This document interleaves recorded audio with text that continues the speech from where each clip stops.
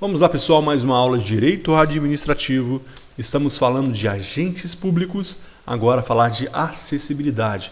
Como que alguém se torna um agente público? Artigo 37, inciso 1 da Constituição Federal. Os cargos, empregos e funções públicas são acessíveis aos brasileiros que preenchem os requisitos estabelecidos em lei, assim como aos estrangeiros na forma da lei.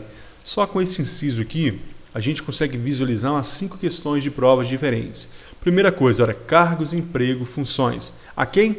Brasileiros e também estrangeiros. Primeiro caso, se cair na prova que estrangeiro não pode ocupar cargo público. Pode sim, desde que atenda os critérios estabelecidos em lei.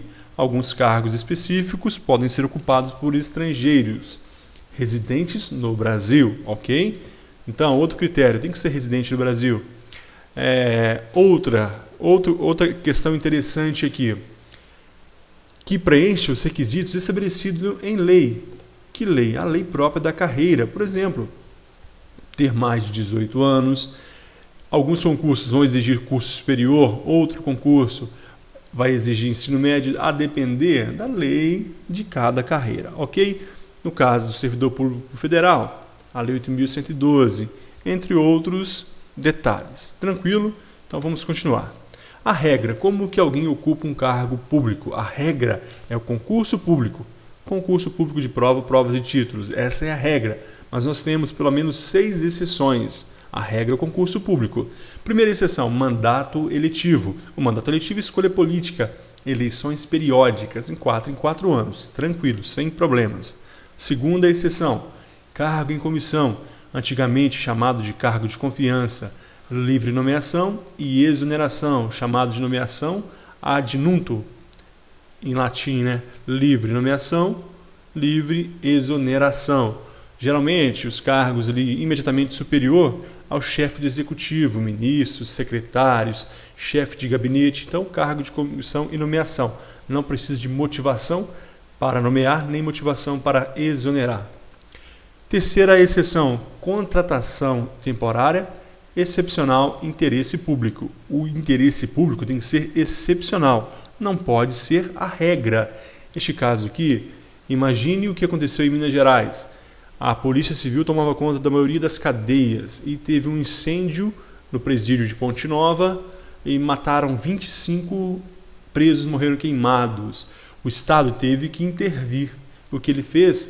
Contratou agente penitenciário para tudo e tirou da mão da Polícia Civil e da Polícia Militar. Então, a Subsecretaria de Administração Prisional ocupou aquelas cadeias. Houve, então, o quê? Um excepcional interesse público, contratação temporária. E agora está havendo concursos públicos para substituir esses agentes. Por quê? Não é a regra, é a exceção. 4. Hipóteses constitucionais. Por exemplo, a nomeação dos ministros do STF, Supremo Tribunal Federal. Neste caso, por exemplo, dos ministros do STF, não existe aí concurso, não é cargo em comissão, não é contratação temporária, é uma hipótese trazida pela Constituição. São ali 11 ministros com mais de 35 anos e menos de 65 para que haja provimento deste cargo, tem que ser brasileiro nato, tem que ter notável saber jurídico, tem que ter reputação ilibada. Muitos não sabem, mas não necessita ser formado em direito. A Constituição só diz que tem que ter notável saber jurídico. Faz muitos anos que só existem bacharéis em direito. Mas na realidade tem que ter notável saber jurídico. Se eu não me engano, um médico já foi ministro do STF. Ele tinha notável saber jurídico e foi convidado a ser. A escolha livre do presidente da República, no caso de ministro do STF, com aprovação de maioria absoluta do Senado. Existe essa batina, eles fazem perguntas, escolhem e o presidente nomeia. Então, hipótese constitucional também é uma exceção. Nós temos mais 2. Ministros e conselheiros dos tribunais de contas são também vitalícios. Esses cargos não são providos por concursos públicos. No caso, por exemplo, do Tribunal de Contas da União, 1/3 é escolhido pelo presidente, 2/3 pelo Congresso Nacional. Tem que ter notável saber jurídico, não necessitam, então, não há o provimento por concurso público, também é uma exceção. E nós temos uma outra exceção, agentes comunitários de saúde e agentes de combate a endemias. Eles já possuem a sua função regulamentada por lei. Deve ter processo simplificado, é a Lei 11.350 de 2006. Então, portanto, não será o concurso público nos moldes da Lei de Concursos Públicos, Lei de Licitação 866/93. Não. O concurso público aqui será, na realidade, esse processo será simplificado. Processo seletivo simplificado devido à complexidade da função. Agente comunitário de saúde e agente de combate a endemias. Tranquilo? Então são essas 6 exceções. A regra da acessibilidade de agentes públicos é o concurso, mas temos essas 6 exceções. Mandato eletivo, cargo em comissão, contratação temporária, as hipóteses constitucionais, ministros e conselheiros de tribunais de conta, agentes comunitários de saúde e combate a endemias. O prazo de validade do concurso é até 2 anos, prorrogável uma vez por igual período, por igual período. A prorrogação tem que estar prevista no edital do concurso. A prorrogação é discricionária. Então, um concurso pode valer até 2 anos e pode ser prorrogado por até 2 anos, desde que esteja no edital prevista essa possibilidade de prorrogação. Cuidado! Esse edital pode ser válido 6 meses, mais 6 meses. 1 ano, podendo ser prorrogado por até 1 ano. E 2 anos, até 2 anos. Portanto, é até 2 anos. Pode valer 6 meses, sem problema. Isso não fere a lei. Tranquilo? Então, continuar. Teoria do funcionário de fato. Isso já caiu em prova. Olha, o funcionário de fato, quem é esse? É o funcionário que está ocupando um cargo de maneira ilegal. O cargo deveria ser provido por concurso, ele foi contratado. Neste caso, ele seria, em tese, um funcionário ilegal. Os seus atos são válidos. Apesar de ele ocupar um cargo de maneira ilegal, de maneira irregular, os seus atos são válidos por segurança jurídica. Cuidado, já caiu em prova. O funcionário a teoria do funcionário de fato. Não importa, ele está ali ocupando o cargo ainda. Vamos supor que aquele funcionário não tem o ensino médio como pré-requisito para a função. Ele só tem 4ª série. Ele falsificou um diploma e teve o provimento. Foi nomeado. E ele assinou vários documentos, ele fez licitação, ele fez vários. Ele foi um agente público de fato, ele foi um funcionário de fato. Portanto, quando ele for demitido, um advogado ali não pode chegar e alegar que para pedir a nulidade daquele negócio porque o funcionário era ilegal. Não, os seus atos jurídicos são válidos por segurança jurídica, ok? Não precisará repor os cofres públicos também. Durante aquele período que ele ficou ali, ele não tem que repor. Ele trabalhou, ele não vai repor. É lógico que quando descoberto, ele vai ser exonerado, vai ser demitido. Novo assunto agora, estabilidade, um assunto cheio de polêmicas, um assunto que não cai, mas despenca em prova. A Constituição Federal, no artigo 41, diz o seguinte: são estáveis após 3 anos de efetivo exercício os servidores nomeados para o cargo de provimento efetivo em virtude de concurso público. 3 anos de quê? Efetivo exercício. Está escrito na Constituição que são 3 anos de estágio probatório? Não. Se cair na prova, sim. São estáveis após 3 anos de estágio probatório. Estará errado. O que dá a estabilidade são os 3 anos de efetivo exercício. O estágio probatório é para fins de prova da função, para ver se aquele indivíduo é apto para aquela função.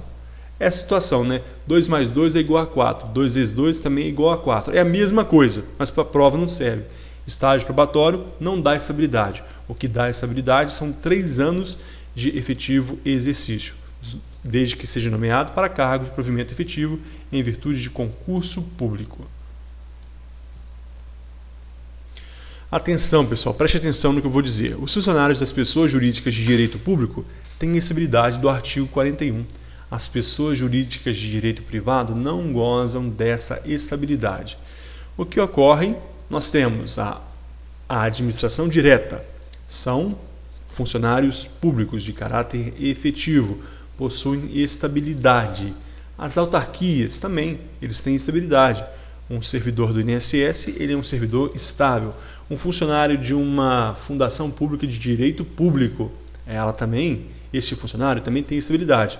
Agora, aqueles que são de fundações públicas de direito privado, empresas públicas e sociedades de economia mista não têm estabilidade do artigo 41, mas a dispensa deve ser motivada. Então, a dispensa hoje, a maioria da doutrina já concorda, os tribunais também já concordam, que essa dispensa deve ser motivada por causa dos princípios constitucionais de legalidade, impessoalidade e moralidade. Deve prevalecer a legalidade, a impessoalidade e a moralidade. Por isso, para que haja dispensa desses servidores, deve haver a motivação, porque foi provido por concurso público. O mínimo é a motivação para que haja demissão desses servidores. Mas, para a prova, eles não gozam da estabilidade do artigo 41 da Constituição Federal. Requisitos necessários para que haja estabilidade. Prévia aprovação em concurso público. Para que haja estabilidade, nós temos então essa prévia aprovação. Você vai fazer um concurso público, deve ser aprovado, vai ser nomeado, vai ser publicado no Diário Oficial, seja do Estado, da União, de acordo com a esfera, como do município também, a esfera que você fez o concurso. Neste caso, é o primeiro item. Depois, 3 anos de efetivo e exercício. Você cumpriu aqueles 3 anos e também nós temos a avaliação periódica de desempenho. A avaliação de desempenho, que é feita anualmente e vai avaliar ali se você está apto, se você se identifica com aquela função. Essa avaliação de desempenho, ela se dá por causa do princípio da eficiência no serviço público. Pelo princípio da eficiência, recomenda-se até a demissão do servidor efetivo que seja comprovadamente ineficaz ou decidioso, preguiçoso, aquele que não quer trabalhar. Ele passou no concurso público, tem mais de 3 anos, ali já é estável, só que ele chega no serviço e fala, não quero trabalhar, vou ficar aqui, sou efetivo e pronto. Então, ele pode ser demitido por causa do princípio da eficiência. Por isso, haverá essa avaliação de desempenho. Ele deve ter deve ser avaliado e deve ser aprovado conforme a lei de cada carreira. Então, 3 requisitos para que haja estabilidade. Aprovação em concurso, 3 anos de efetivo exercício e avaliação periódica de desempenho positiva. Tranquilo? Olha, o artigo 41, no parágrafo 1º, diz o seguinte, olha, o servidor estável só perderá o caso. Então, hipóteses em que o servidor vai perder o cargo. Preste atenção para a sua prova, porque nós temos 4 hipóteses em que o servidor estável pode perder o cargo. 4 hipóteses. 3 estão no artigo 41 da Constituição e a 4ª está no artigo 169 da Constituição. O artigo 41 da Constituição Federal, no parágrafo 1º, diz o seguinte, o servidor público estável só perderá o cargo, primeiro, em virtude de sentença judicial transitada em julgado. Ele foi condenado por um crime, transitou após o trânsito em julgado, ou seja, não há mais possibilidade de recurso. Ele foi condenado, então ele pode perder o cargo. Ele vai perder o cargo, então ele foi preso ali. Se ele está preso provisório, em regra ele não perdeu o cargo ainda, porque existe a presunção de inocência. Ninguém será considerado culpado até o trânsito em julgado de sentença penal condenatória. Existe uma subdivisão aí nesse trânsito em julgado. A primeira, ele foi condenado em primeira instância, não recorreu. Passou o prazo de recurso, ele não recorreu. Então, trânsito em julgado. E a segunda hipótese, ele foi condenado, recorreu para a segunda instância, recorreu para o STJ, depois recurso extraordinário para o STF, esgotou toda a possibilidade de recurso. Também deu-se o trânsito em julgado. Neste caso, ele perdeu, então vai ser mandado embora. A segunda hipótese, mediante processo administrativo, em que lhe seja assegurada a ampla defesa. Também o contraditório, o contraditório em ampla defesa. Ele foi condenado ali numa falta disciplinar grave. Ele, por exemplo, abandonou um posto. Ele era um policial civil. Ele abandonou o posto. Ele tinha que, naquela noite, tomar conta ali de um rapaz detido, estava ali na cela, dentro da delegacia. Ele abandonou o posto e foi para a balada, falta gravíssima. Então, houve um procedimento, um processo administrativo, e foi assegurado o contraditório, ele se defendeu, deu suas explicações, contratou um advogado ou não, porque processo administrativo não é obrigado advogado, é obrigado um defensor, que não necessita ser advogado. Então, mas ele contratou advogado, toda a ampla defesa, todo o contraditório foi assegurado e mesmo assim ele foi condenado. O que aconteceu? Neste caso, ele pode ser mandado embora. Então, segunda hipótese, mediante processo administrativo, em que seja assegurada o contraditório e ampla defesa. Ele foi mandado embora? Foi. Ele foi condenado? Então, exoneração, demissão. E terceira hipótese, mediante processo de avaliação periódica de desempenho na forma de lei complementar, assegurada ampla defesa. Olha, é a avaliação negativa periódica de desempenho. Anualmente, ali aquele servidor vai ser avaliado. Ele teve, então, duas avaliações negativas e aquela lei, a lei da carreira dele, afirma o seguinte: com duas avaliações negativas, ele pode ser demitido. Então, ele será demitido também, ainda que seja estável. É lógico que vai ser segurada ampla defesa, para que não haja o quê?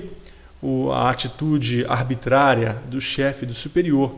Então ele vai se defender. Não, eu não trabalhei bem porque eu estava doente, eu tenho aqui vários atestados médicos, olha, minha filha está com depressão, está internada, está com problema de drogas, então eu não consegui desenvolver. Ele vai apresentar toda a sua defesa.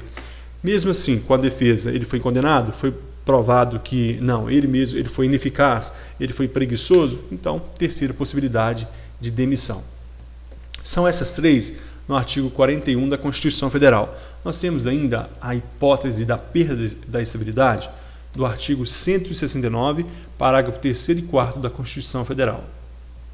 Essa hipótese do artigo 169, a princípio, ela assusta muita gente, porque é possível a exoneração do servidor estável para reduzir despesas.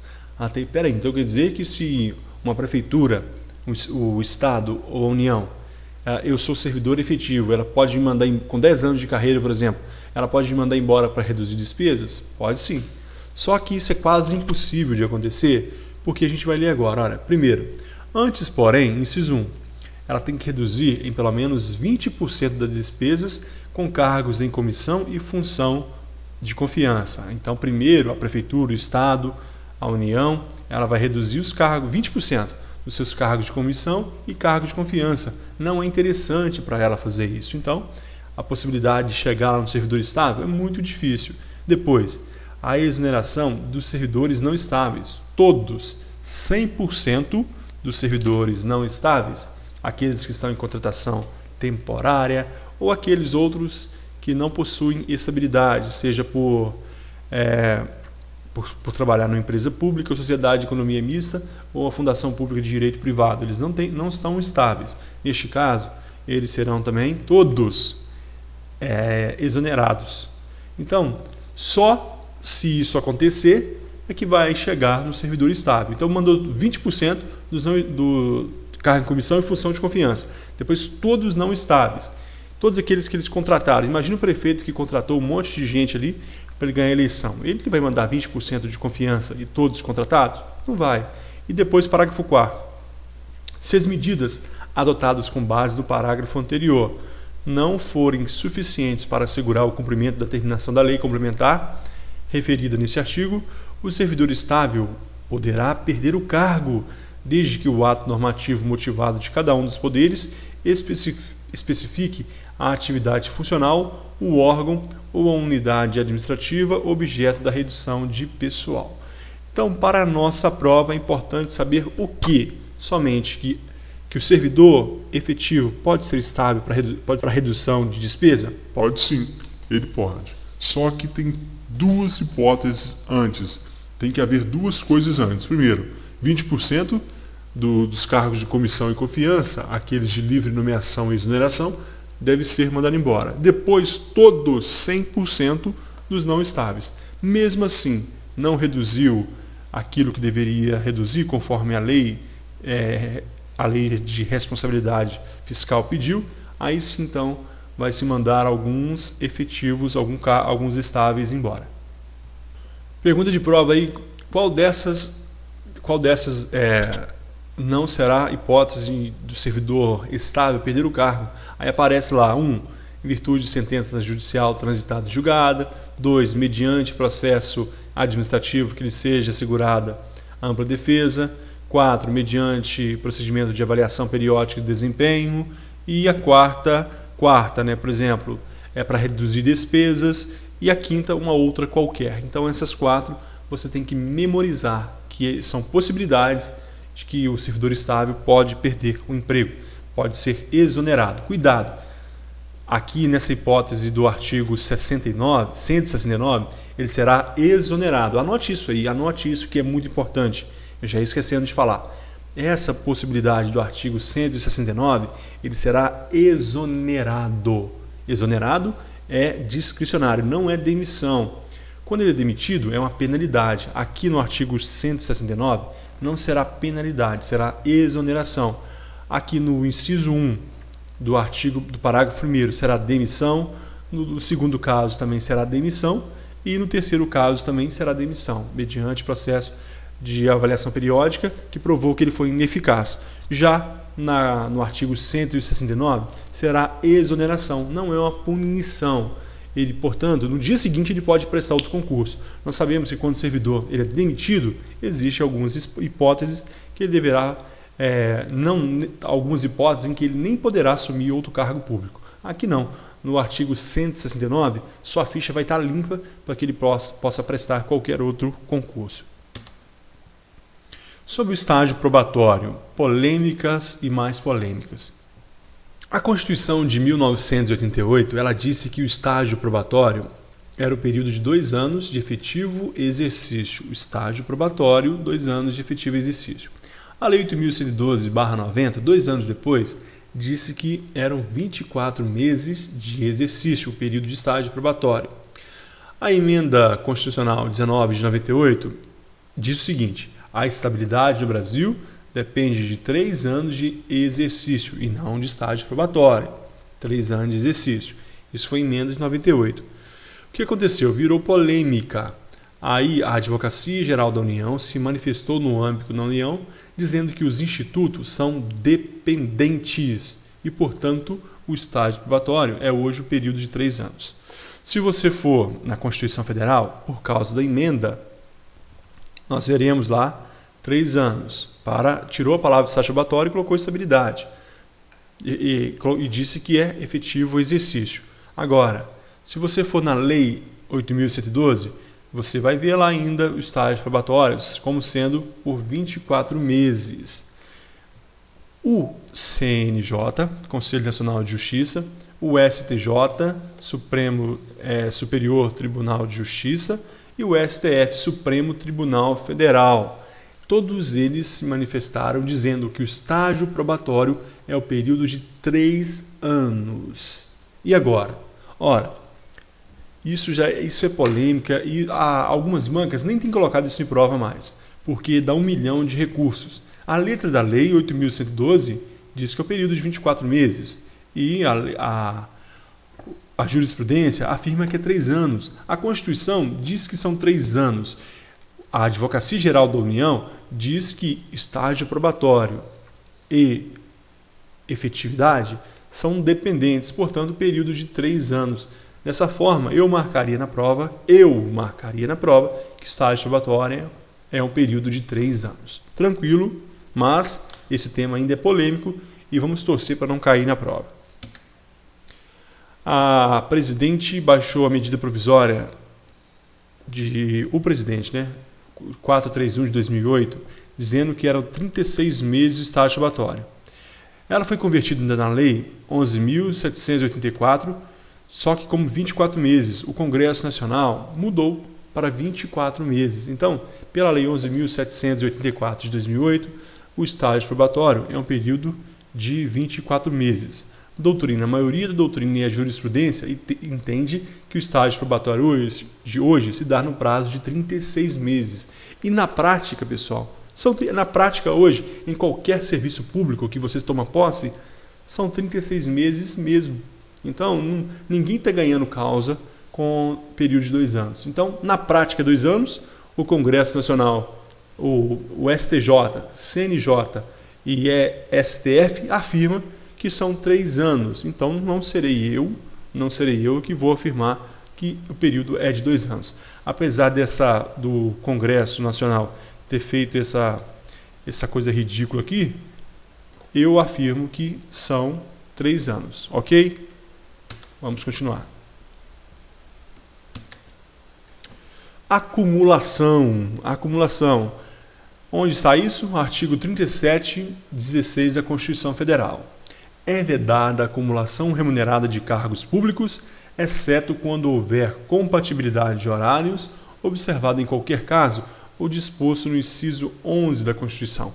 Lá fala de teto e subteto, assunto de nossa próxima aula. Sistema remuneratório no Brasil, a gente vai falar de teto e subteto. Portanto, olha, é proibida a acumulação de cargos. A regra é essa. Se você passou num concurso público e tem um cargo, você não pode ter outro.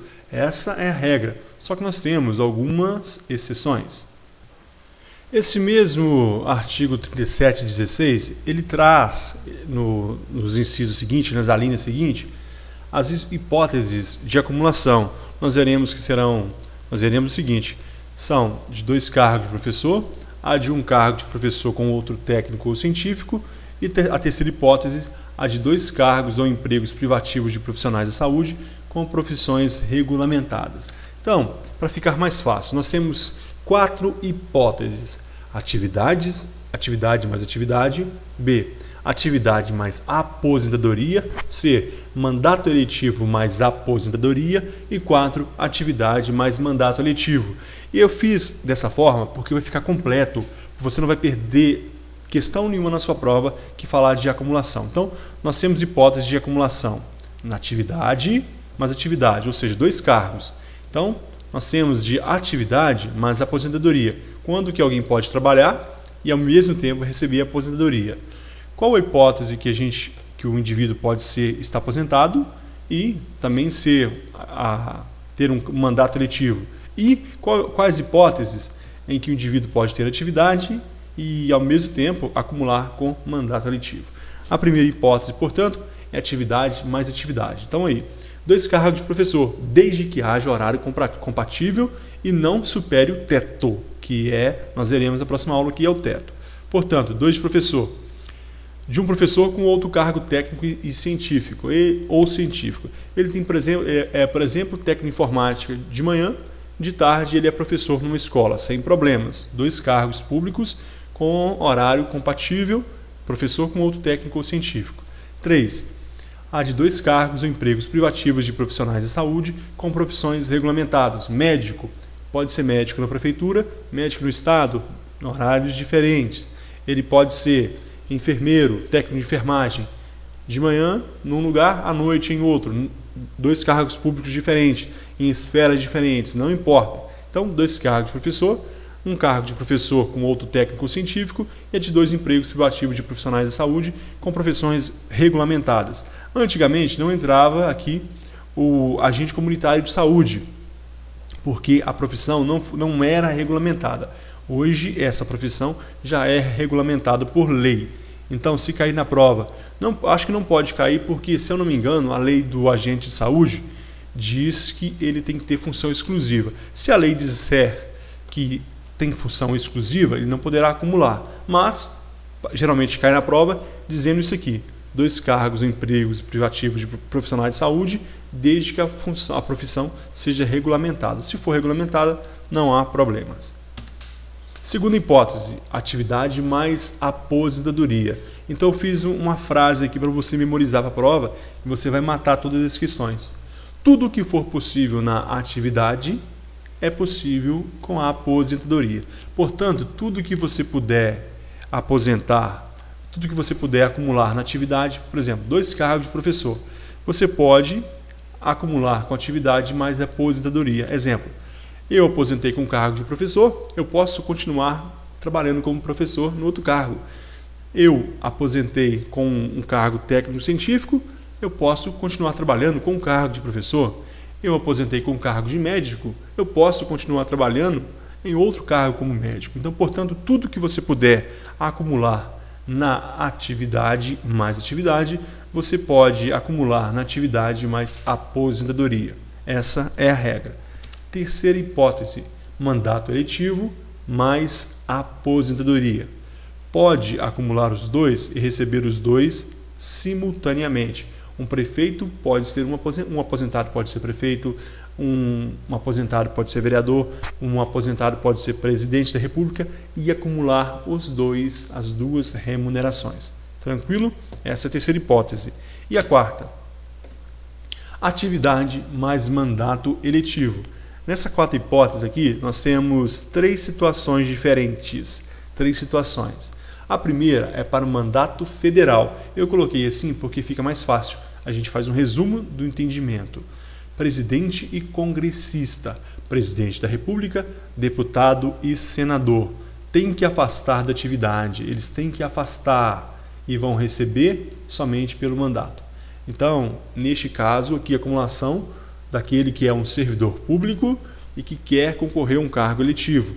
Ele é um policial federal. Ele vai deixar o cargo de policial federal e vai assumir o mandato eletivo e vai receber somente pelo mandato, ok? Somente pelo mandato.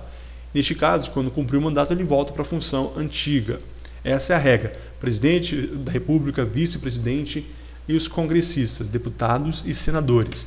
Depois nós temos a hipótese dos estaduais, governadores e deputados estaduais. Mesma coisa, eles afastam da atividade e recebem pelo mandato. Nessa mesma regra entra o Distrito Federal. Todos, portanto, o governador do Distrito Federal e os deputados distritais, eles vão afastar-se da atividade se for servidor público e vão receber somente pelo mandato. Então são iguais na esfera federal e na esfera estadual. Agora, municipais, nós temos duas hipóteses. A de prefeito, ele afasta da atividade e escolhe a remuneração. Veja, pessoal, por que isso acontece? Nós temos municípios no Brasil muito pequenos, municípios com 3.000 habitantes, 1.000 eleitores, que o salário do prefeito, por exemplo, aí nessa cidade aí, será R$3.000 o salário do prefeito dessa cidade. Imagine que o prefeito é um médico ali que ganha 20 mil, 15 mil, 20 mil naquela cidade. Então ele vai se afastar, ele é um servidor público. Vamos supor que ele ganhe 5 mil como médico. Ele vai se afastar da função de médico, assumir como prefeito e vai escolher a remuneração. Se ele é um servidor público e ganha 5 mil como médico ou 10 mil, ele vai ficar com o salário de médico. Ele vai escolher a remuneração maior. Essa é para o prefeito. Agora, o vereador não. O vereador ele pode acumular se houver horário compatível. O vereador, ele trabalha ali, ele é um agente comunitário de saúde. Ele pode acumular? Pode. Não importa a profissão. Ele é um porteiro. Ele pode acumular? Pode, desde que o horário seja compatível. Na prática, ele sempre vai acumular, por quê? Ele troca sua escala de plantão, ele conversa com o prefeito e troca, para que ele possa acumular. Ele trabalha no INSS e é um vereador, sem problemas, horários compatíveis. Então, para a prova, saber isso, prefeito afasta, escolhe a remuneração e vereador pode acumular se houver horário compatível. O que você vai guardar? Questão de prova, em qual cargo eletivo pode ser acumulado com a remuneração da atividade do servidor público? Em qual cargo eletivo que pode acumular com atividade? Só o vereador, se você prestar atenção no slide que a gente fez, somente o vereador. Prefeito não pode acumular, ele tem que escolher o salário, ele afasta e escolhe. Os federais e estaduais, eles também afastam e recebem pelo mandato. Agora, o vereador, ele pode acumular se houver horário compatível. É a única hipótese. Ok, pessoal, nós terminamos aqui essa aula. Eu aguardo você no próximo vídeo, em que nós falaremos de sistema remuneratório. Até a próxima!